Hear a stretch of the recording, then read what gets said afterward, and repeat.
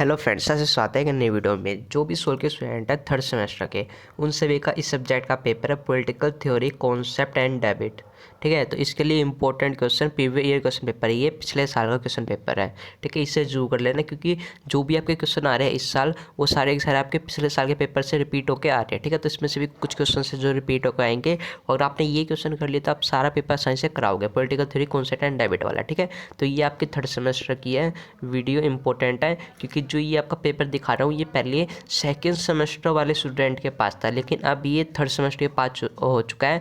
जो आप देख सकते हैं यहाँ पे, ये न्यू पॉलिसी थी वो 2022 से स्टार्ट हुई थी, एनईपी की न्यू पॉलिसी। ठीक है, तो न्यू पॉलिसी से पहले जो ये सब्जेक्ट था political theory concept and debit, ये सेकेंड सेमेस्टर के स्टूडेंट के पास था, लेकिन जैसे न्यू पॉलिसी आई एनईपी की, तो जो ये सब्जेक्ट है थर्ड सेमेस्टर के स्टूडेंट के पास हो गया। ठीक है, तो अभी आप थर्ड सेमेस्टर में हो तो आपके पास ये वाला सब्जेक्ट है, तो इसकी क्वेश्चन देख लेना, क्योंकि आपकी बुक सेम है, क्वेश्चन सेम है, सब कुछ सेम है। ठीक है, तो इनमें से रिपीट होकर आएंगे। तो वीडियोस करने से पहले चैनल को सब्सक्राइब कर देना, बेल आइकन प्रेस कर देना। ठीक है, सब्सक्राइब करके बेल आइकन जरूर प्रेस रखना, क्योंकि अभी जितने डाउट होंगे सारे डाउट क्लियर करेंगे। और आपका कोई डाउट हो कमेंट में जरूर लिख देना, और आपकी जितनी अपडेट होगी सब अपडेट आपको चैनल पर दी जाएगी। बस सब्सक्राइब करके बेल आइकन प्रेस कर दे। ठीक है, और याद रखना वीडियो को लाइक करना, ताकि हमारा मोटिवेशन बढ़े, और शेयर जरूर कर देना अपने फ्रेंड्स के पास। वीडियो इंपॉर्टेंट है बहुत ज़्यादा, तो ये वीडियो शुरू करते हैं, एंड तक देखें ना तभी आप समझ पाओगे। तो यहाँ पर देख सकते हैं ये आपका पेपर है political theory concept and debit. तो इसमें जो आपका नंबर होंगे वो याद रखो, आपका जो घंटे होंगे 3 घंटे का तो आपका पेपर होगा। ठीक है, और 90 नंबर का आपका पेपर होगा, याद रखना 90 नंबर का पेपर होगा।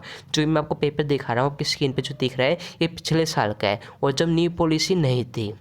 ठीक है, आपने सही सुना, पिछले साल का ये न्यू पॉलिसी जब नहीं थी, जिस कारण से ये आपका पहले 75 नंबर का होता था, लेकिन जैसे न्यू पॉलिसी आई तो ये पेपर आपका 90 नंबर का हो गया। तो आपका 90 नंबर का पेपर होगा और 3 घंटे आपको दिए जाएंगे, और जो पेपर में आपके मार्क्स रहेंगे वो आपको याद रखो 90 नंबर का पेपर होगा, और आपको 5 क्वेश्चन अटैम्प्ट करने हैं। टोटल आपके 10 क्वेश्चन दिए होंगे पेपर में, 10 क्वेश्चन।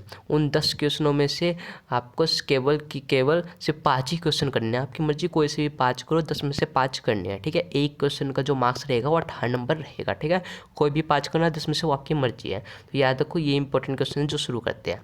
पहला क्वेश्चन, स्वतंत्रता के बर्लिन के वर्गीकरण की समकालीन प्रसंगिकी का मूल्यांकन कीजिए। तो आपको स्वतंत्रता के बारे में बताना है, और इसमें जो बर्लिन था सिद्धांतकार जो भी, उसके बारे में बताना है, उसने कौन कौन से वर्गीकरण किए थे समकालीन प्रासंगिकता का, तो उसका आपको विस्तार पूर्वक बताना है। ठीक है, पहले आपको परिचय लिखना है, फिर स्वतंत्रता के बारे में बताना है, फिर बर्लिन के बारे में बताना है विस्तार पूर्वक। ठीक है, और आखिर में निष्कर्ष लिख देना, और आपने ऐसे लिखा फुल नंबर आपको देगा 18 के 18। ठीक है, याद रखना।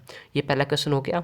उसके बाद दूसरा क्वेश्चन, दूसरे क्वेश्चन में यहाँ पे क्या बोला गया है, यहाँ पे बोला गया रोल्स के न्याय के सिद्धांत। यहाँ पे देख सकते हैं, रोल्स के न्याय के सिद्धांत को विस्तृत कीजिए, और इस प्रतिमान की प्रमुख आलोचना क्या रही है, ये बताना है आपको। ठीक है, पहले आपको बताना है रोल्स के न्याय के सिद्धांत क्या। याद रखो ये 101% आएगा, ये दूसरा और पहला क्वेश्चन, तो याद रखना ये जरूर आएगा।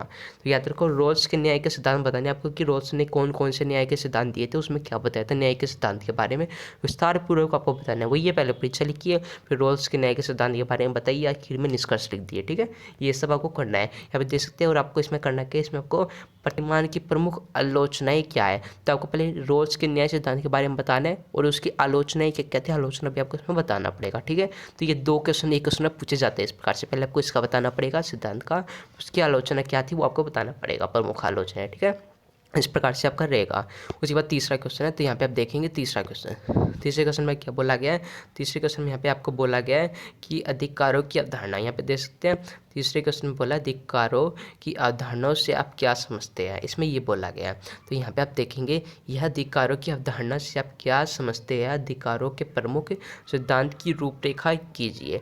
तो आपको अधिकारों के बारे में बताने की अधिकार की अवधारणा क्या है, आप क्या समझते हैं, आपको पूरी इसकी डेफिनेशन बतानी है। पहले वही है, पहले परिचय बताइए इसका, थोड़ा बार परिचय में थोड़ा कुछ बता दीजिए क्या क्या है। उसके बाद आपको विस्तार पूर्वक इसका बताना अधिकार की अवधारणा क्या है, जितना भी आप समझते हो सब कुछ। ठीक है, और आखिरी में आप निष्कर्ष लिख देना। और याद रखो अधिकारों की अवधारणा के पहले में बता देंगे, उसके बाद अधिकारों की सिद्धांत की आपको सिद्धांत भी बताने हैं, पहले अधिकार के बारे में, उसके बाद सिद्धांत के बारे में। जब ये दोनों हो जाएंगे आखिर में निष्कर्ष लिख देना, इन दोनों में से उठा के कुछ कुछ लाइन और निष्कर्ष में आप लिख देना। ठीक है, इस प्रकार से हो जाएगा सिद्धांत के बारे में। तो आपको इसमें 2 क्वेश्चन पूछे जाएंगे, एक तो अधिकार की अवधारणा और अधिकारों के प्रमुख सिद्धांत, इन दोनों के बारे में बताना है। ठीक है, उसके बाद जो अगला क्वेश्चन है वो यहाँ पे देख सकते हैं, समानता और स्वतंत्रता विरोधाभासी आदर्श है, मूल्यांकन कीजिए।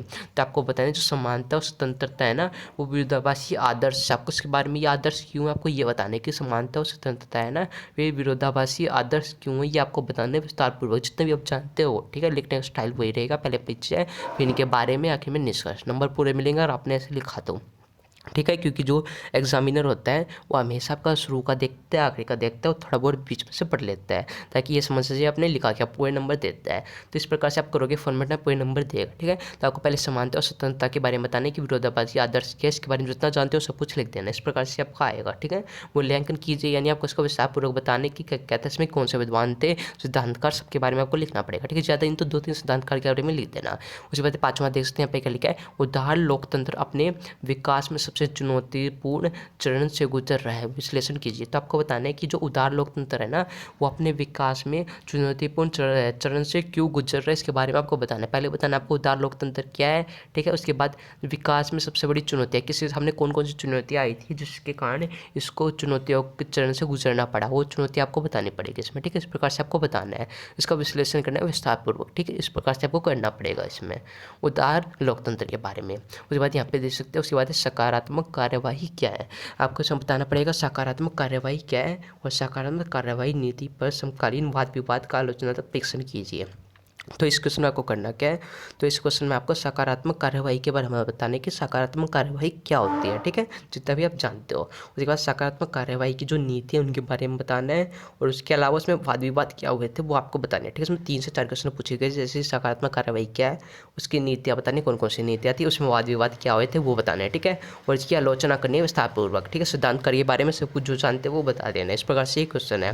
उसके बाद सही है दूसरा 7वां क्वेश्चन जो है बहुसंस्कृति और उसके प्रासंगिकता पर एक आलोचनात्मक लेख लिखिए। इसमें बोला है कि बहुसंस्कृतिवाद क्या है, तो आपको बहुसंस्कृतिवाद के बारे में बताना है, बहुसंस्कृतिवाद की प्रासंगिकता क्या है वो आपको बताना है, ठीक है। बहुसंस्कृति में कौन कौन से सिद्धांतकार थे, जो भी था सब कुछ आपको इसमें लिखना पड़ेगा। इसमें बोला आलोचनात्मक लेख लिखिए, यानी आपको इसका एक निबंध होता है, लेख लिखना होता है, वो आपको लिखना है, जितना भी आप जानते हो सब कुछ लिख देना है। पहले परिचय, उसके बाद बहुसंस्कृति क्या है, बहुसंस्कृति का सिद्धांतकार क्या है, कितने वर्ग में बात है, सब कुछ लिख देना है, ठीक है। और में निष्कर्ष से बहुसंस्कृति का है। उसके बाद जैसे आप ये कर लोगे तो उसके बाद आखिर में आपको जो 10वां क्वेश्चन होगा वो इस प्रकार से आएगा, ठीक है।